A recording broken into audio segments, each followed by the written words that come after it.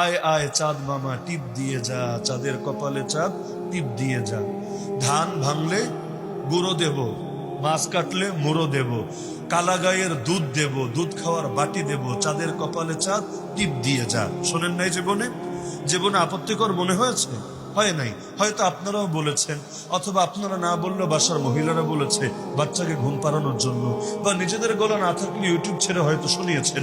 জীবনে আপত্তিকর মনে হয় নাই। কিন্তু আমি কয়েকটা প্রশ্ন ছুড়ে দিই, কোনো সিদ্ধান্ত আমি দিচ্ছি না, জাস্ট কয়েকটা প্রশ্ন খালি চিন্তা করবেন, এরপর নিজেকে জিজ্ঞেস করবেন যে কুফরগুলো কিভাবে নরমালাইজেশন করা হয়, কিভাবে শিরিক সমাজের রন্ধে রন্ধে ঢুকিয়ে দেওয়া হয়।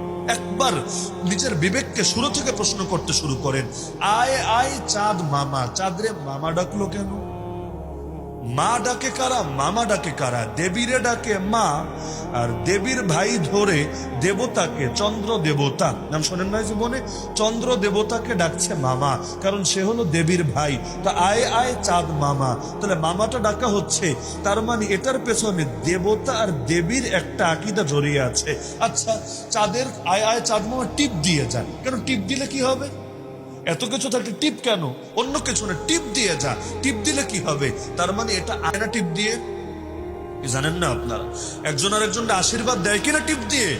তো এখন দেবতা চন্দ্র দেবতাকে বলছে মামা ডেকে, ও মামা তুমি আসো, আশীর্বাদ দিয়ে যাও কপালের মাঝে, চাঁদের কপালে চার টিপ দিয়ে যা। তুমি তো চাঁদ আছোই চন্দ্র দেবতা, আমার এই বাচ্চাটাও যাতে বড় হয়ে চাঁদ হতে পারে, চাঁদের মতো যাতে গ্রহণীয় এবং সকলের নিকট মাননীয় হতে পারে, এজন্য মাজাজে মাইয়া উল আর কি, চাঁদের কপালে চাঁদ, তো এটা ধরে তুমি তার কপালে টিপ দিয়ে যাও। আচ্ছা দিলে কি হবে? মাগনা মাগনা কাম তো আজকাল কেউ করে না, সবাই টাকা দিয়ে করে। তো এখন দেখা যাচ্ছে তুমি এই কাজটা করে দাও, আমরা তোমাকে খুশি করে দেব। কিভাবে খুশি করব? একজন আরেকজনকে খুশি করে তার উদ্দেশ্যে বিভিন্ন জিনিস উৎসর্গ করে। তো মূর্তির সামনে গিয়ে অনেক কিছু উৎসর্গ করে না, মূর্তিকে খেতে পারে, এগুলো পারে না, কিন্তু তাকে খুশি করার জন্য, নেক নজর পাওয়ার জন্য। এবার দেখেন, ধান ভাঙলে কুড়ো দেব, ভালো কথা। মাছ কাটলে মুড়ো দেব, মুড়ো মানে কি আমি জানি না, মাছ কাটলে মুড়ো দেব। আবার কালা গায়ের, লাল গায়েও না সাদা গায়েও না, কালা গায়ের দুধ দেব, দুধ খাওয়ার বাটিও দেব। তার মানে কি? পুরোটাই তো হলো ওই যে আশীর্বাদ যে তুমি দিবা, এর জন্য তোমার শানে, তোমার মানে, এটা উৎসর্গ। এটারে কি জানি বলে, মূর্তির সামনে গিয়ে যে খাবার দেয় কি বলে এটা? তো এই যে জিনিসটা তার জন্য উৎসর্গ করছে, উৎসর্গ করার লাস্টে আবারও স্মরণ করায় দিচ্ছে যে তোমার কাজ কি জানো? কাজ হলো চাঁদের কপালে চাঁদ টিপ দিয়ে যা। তাহলে কথা তো কয়েকটা বলে ফেললেন, কিন্তু এই কয়টা বাক্যের মধ্যে কয়টা আকীদা চলে আসলো, কয়টা ভিন্ন ধর্মীয় চেতনা জড়িয়ে গেল, খবরই তো নেই। এগুলো হচ্ছে না? কে হচ্ছে? কাজ করার সময় একটাবারও মনে থাকে না যে কাজের পরিণতিটা কোথায় গিয়ে পৌঁছে। আর এই বাংলাদেশের মধ্যেও ইসলামের বিভিন্ন বিধান নিয়ে যারা নাক ছিটকায়, যেমন সলাতুল ইস্তিসকা, বৃষ্টি প্রার্থনার নামাজ, আপনি ডাক দেন বৃষ্টি প্রার্থনার নামাজের জন্য, দেখেন কয়জন লোক খুঁজে পান? গ্রামে পাবেন মোটামুটি, তো শহরগুলোতে বিশেষ করে রাজধানীতে ডাক দিয়ে দেখেন কয় হাজার লোক খুঁজে পান। আমরা এমন নামাজও দেখেছি রাজধানীতে বড় সড়ো এক মাঠে নামাজ হয়েছে, মুসল্লি 2000ও নাই। কিন্তু মঙ্গল শোভাযাত্রার দিকে তাকান, এগুলোকে গোটা দেশে এমন ভাবে ফলো করে প্রচার করা হয় যেন গোটা দেশের ইমানের অংশ, আকীদার অংশ।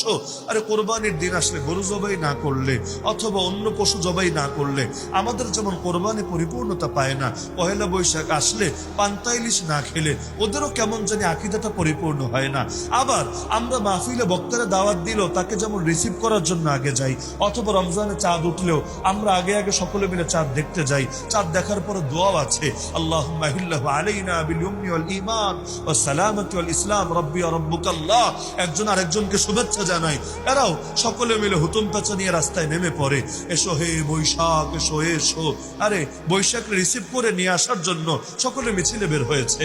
কারণ যদি রিসিভ করতে না যায়, বৈশাখ মামা যদি রাগ করে যদি বলে থাক এই বছর তোর বাংলাদেশ যাব না আমি, এবছর জ্যৈষ্ঠ আসবে আসুক, চৈত্র গেছে যাক, কিন্তু আমি রাগ করেছি বাঙালি জাতির উপর, আমাকে রিসিভ করতে কেউ আসলো না, কেউ পাত্তাই দিল না, এই বছর আমি আসবো না, এমন কোন আশঙ্কা আছে? নাই। তারপরে কুসংস্কার গুলো চলছে নাকি চলছে না? কেউ মারা গেছে, মোমবাতি জ্বালিয়ে 1 মিনিট সোজা হয়ে দাঁড়িয়ে থাকছে। এমনকি রাষ্ট্রীয় নেতারা পর্যন্ত এভাবে 1 মিনিট দাঁড়িয়ে শোক পালন করে। আমাকে বলেন, 1 মিনিট দাঁড়ায় থাকলেই কি, শুয়া থাকলেই কি, বৈশা থাকলেই কি, লাফাইলেই কি, আর পা দুইটা উপরে দিয়া মাথা নিচে দিয়া এভাবে থাকলেই কি, এর দ্বারা মাইয়েতের কি ফায়দা হয়? এর দ্বারা কবরের আযাব কয় মিনিটের জন্য মাফ হয়? আরে বছরের নির্দিষ্ট দিনে গিয়ে কবরের সামনে ফুল দিয়ে আসলে, অথবা কবর না কোনো পিলারের সামনে গিয়ে ফুল দিয়ে আসলে, আরে যত কেজি না মন মন টনকে টন ফুল যদি দিয়ে আসেন, কয় সেকেন্ডের জন্য কবরের আযাব মাফ হয়? এর দ্বারা মাইয়েতের কি ফায়দা হয়? উল্টো এই টাকাগুলো বাঁচিয়ে তাদের পক্ষ থেকে যে সদকা করা হতো, ইসালা সওয়াব করা হতো, এতে না 1000 গুণ বেশি ফায়দা হতো। তাও যদি মনে না চায়, তাদের আত্মীয় স্বজন তো দুনিয়াতে আছে, কেউ না কেউ তো আছে, তাদের খোঁজ খবর রাখা যেত। আল্লাহ রাসূল সাল্লাল্লাহু আলাইহি ওয়াসাল্লামের পবিত্র স্ত্রী, মুমিনদের মা উম্মুল মুমিনিন খাদিজা রাদিয়াল্লাহু আনহার ইন্তেকালের পর আল্লাহ রাসূল তার সাথে যাদের ভালো সম্পর্ক ছিল, নিয়মিত তাদের খোঁজ রাখতেন, তাদের জন্য হাদিয়া পর্যন্ত পাঠিয়ে দিতেন। তো আল্লাহর রাসূল যদি এটা করতে পারেন, তুমি পারবা না কেন? এই টাকাগুলো একদিন গিয়ে তুমি ফুল কিনে কোটি কোটি টাকা দিয়ে আসবা, পরের দিন ঝাড়ু দিয়ে এগুলোকে বিদায় করে দিয়ে আসবে। একটাবার কি বিবেকে প্রশ্ন জাগে না? এটা অপচয় ছাড়া আর কিচ্ছু না। যদি অপচয় না হয় তো দুনিয়াবি ফায়দা কি, আখিরাতের ফায়দা কি? একটা না একটা ফায়দা দেখাক। নবী বলেন, মিন হুসনি ইসলামিল মারই তারকুহু মা লা ইয়ানি, ব্যক্তির ইসলামের সৌন্দর্য হলো যা অর্থহীন, অনর্থক, সে তা পরিহার করে, তা করে না। তার মানে কেউ যদি ভালো মুসলমান হতে চায়, তার ইসলামকে সুন্দর করতে চায়, নবী বলেছেন অনর্থক কাজ আগে ছাড়তে হবে, তারপর তোমার ইসলাম আর ঈমান সুন্দর হবে, না হলে জীবনেও সুন্দর হবে না, হতে পারে না। তো এই যে ইবাদত গুলোকে জিয়ে রেখেছে, এটাকে আমি ইবাদতই বলবো, আর ভিন্ন কিছু না। কারণ এগুলোকে এমন একটা মর্যাদা দেওয়া হয়েছে, আপনি যদি না করেন আপনার ঈমান নিয়ে প্রশ্ন করবেন। কোন ঈমান? এটা ওই ধর্মীয় ঈমান না, এটা জাতীয়তাবাদী ঈমান। আপনার দেশপ্রেম নিয়ে প্রশ্ন উঠাবে, আরে তুই খাঁটি বাঙালি হতে পারিস নাই কেন? খাঁটি বাঙালি হলে কি করতে হবে? এই যে আমরা যা যা করি না, এগুলো করতে হবে, তাহলে খাঁটি বাঙালি হতে পারবি। আমরা যেমন বলি খাঁটি মুসলমান হতে চাইলে নামাজ রোজা করা লাগবে, হজ যাকাত ঠিকঠাক মতো আদায় করা লাগবে। ওরাও কিছু ইবাদত বানিয়ে ফেলেছে, এগুলো যারা করবে এরা খাঁটি বাঙালি, যারা করবে না ওরা ফতোয়া দিবে। আমরা ফতোয়া দিলে খেপা যায়। আমরা যদি বলি কাদিয়ানরা খাঁটি মুসলমান না, ডুপ্লিকেট মুসলমান, 2 নম্বর মুসলমান, এগুলো মেড ইন চায়না টাইপের মুসলমান, এগুলোর স্বীকৃতি দেওয়ার সুযোগই নাই, তখন বলে কি, আরে হুজুররা খালি ফতোয়া বাজি পারে, কে মুসলমান না, এগুলো নিয়ে তাদেরকে মাথা ঘামাতে কে বলেছে? এগুলো আল্লাহর হাওয়ালা করে দিলেই চলে। আমরা ফতোয়া দিলে খুব চলে না, নিজেরা যখন ফতোয়া দাও তখন জিনিসটা কেমন। দেখবেন ওরাও এক ধরনের ইবাদতকে এস্টাবলিশ করে দিয়েছে, যেগুলো নিয়ে কোনো কথা বলা যাবে না, খবরদার মুখও বলা যাবে না। এমনকি ওরা আমাদেরকে গালি দেয় ধর্ম ব্যবসায়ী বলে, অথচ ধর্মকে নিজেদের স্বার্থে সবচাইতে বেশি ওরাই ব্যবহার করে। যেমন এই উদাহরণগুলো দিলে আপনারা বোঝার কথা। বাংলাদেশে যখন সন্ত্রাসের বিরুদ্ধে কথা বলাতে চাইবে, মাদকের বিরুদ্ধে কথা বলাতে চাইবে, ধর্ষণের বিরুদ্ধে কথা বলাতে চাইবে, এই ধর্মীয় নেতাদের কাছে আসবে, এসে বলবে হুজুর মসজিদে এগুলোর ব্যাপারে মানুষকে বোঝান, মাহফিলে এগুলোর ব্যাপারে মানুষকে সজাগ করেন, সচেতন করেন, সতর্ক করেন। ভালো কথা, নিঃসন্দেহে এটা আমাদের ইমানের দায়িত্ব বটে। আর যদি তারা নাও বলতো, তবু আমরা এগুলো নিয়ে সজাগ করতাম, সতর্ক করতাম, সচেতন করতাম। যদি না করি, আল্লাহর কাছে আমরা দায়বদ্ধ থাকব, জবাবদিহি করতে হবে। কিন্তু তারা যখন আমাদের কাছে এগুলোর জন্য ধর্ণা দেয়, কি বুঝে আসে যে তারা কোরআন চায়, তারা সুন্নাহ চায়, হুজুররা দাওয়াত দেখ, তারা এটা চায়, ভালো কথা।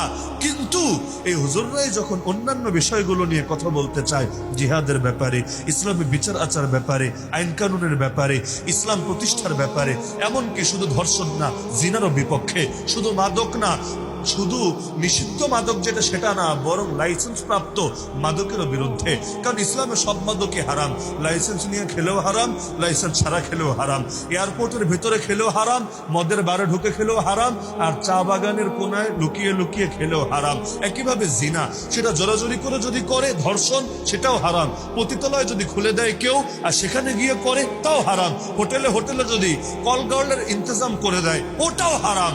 এমনকি যদি আপোষে আছে বোঝাপড়ার দ্বারা করে সেটাও হারাম, এমনকি সেটা যদি নায়ক নায়িকা গায়ক গায়িকাদের মতো চলে তাও হারাম। তো এখন বললে তো সব নিয়ে বলা লাগবে, তাহলে তো আল্লাহর কাছে আংশিক গোপন করার কারণে জবাবদিহি করা লাগবে।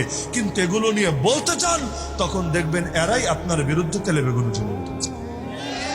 তাহলে ধর্মরে মানে কোথায়? ধর্মরে তো ব্যবহার করে সাইনবোর্ড, ধর্ম ওদের স্বার্থ উদ্ধারের হাতিয়ার, এছাড়া আর ভিন্ন কিছু না। ধর্মকে যদি এত মানত তাহলে এই দেশে